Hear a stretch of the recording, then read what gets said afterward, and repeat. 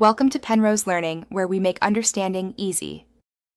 In this video, I will explain how to cook frozen shrimp. First, let's talk about thawing.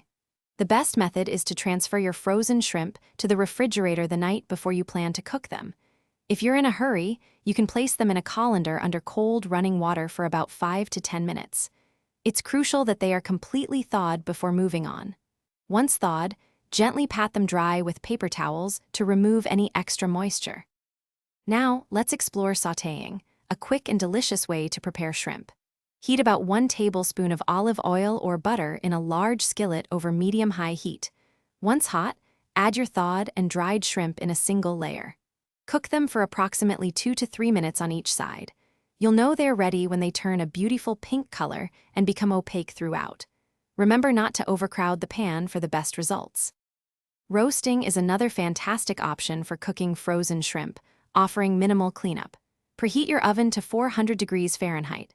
In a bowl, toss your thawed shrimp with about 1 tablespoon of olive oil and your favorite seasonings, like garlic powder and paprika. Spread them in a single layer on a baking sheet. Roast for 8 to 10 minutes, or until they are perfectly pink and opaque. The most important tip for cooking shrimp is to avoid overcooking them. Shrimp cook incredibly fast, often in just a few minutes.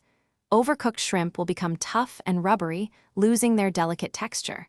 As soon as they turn pink and curl into a C shape, they are done. Remove them from the heat immediately and serve them right away to enjoy their tender, delicious flavor. Thanks for watching. If this was helpful, leave a like and consider subscribing. See you next time.